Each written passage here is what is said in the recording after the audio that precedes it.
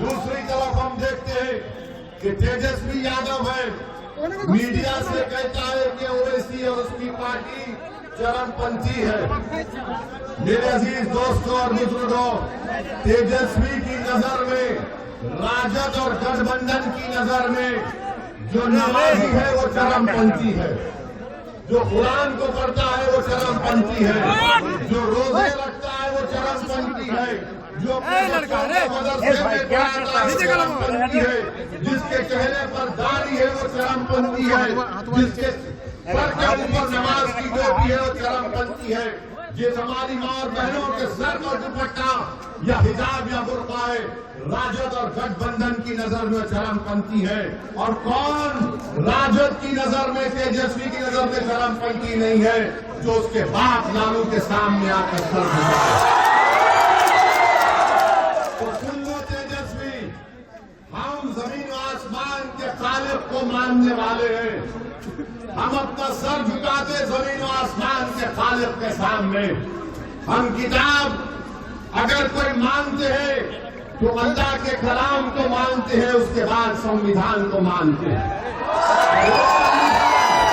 हमको इस बात की इजाजत देता है कि हम सब लोग, चाहे हिंदू मुसलमान या जो कोई भी अपने मजहब पर चले, मगर तेजस्वी की नजर में ओवैसी चरमपंथी है, जो नमाजी है चरमपंथी है, जो कुरान पढ़ता है चरमपंथी है। सुन लो तेजस्वी, तुमने जो कहा है, तुमने पूरे सीमांचल के अल्पसंख्यक समाज को तुमने बदनाम किया है। तो बताओ बरारी की जनता, क्या आप तेजस्वी के इस बयान की तारीफ करते हैं या उसकी मुखालिफत करते हैं? ये तेजस्वी अगर कह रहा है तो सोचो, ये मोदी का छोटा भाई बनकर अपनी नफरत का इजहार कर रहा है। ये आज सत्ता में हासिल करने के लिए और गुरूर और तकब्बुर में डूबा हुआ शख्स है, जो किसी नमाजी को चरमपंथी कहता है। अरे सुन तेजस्वी, तुझे जो गाली देना है पकड़े, मगर याद रख, असदुद्दीन ओवैसी 5 मरतबा का सांसद है,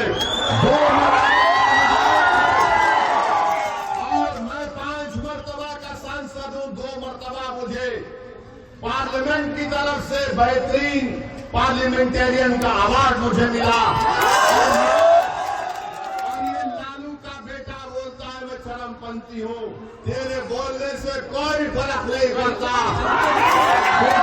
बोलना चाहे बोल ले, मगर सीमांचल और बरारी की जनता तुझे बताएगी कि चरमपंथी का मतलब क्या है। क्या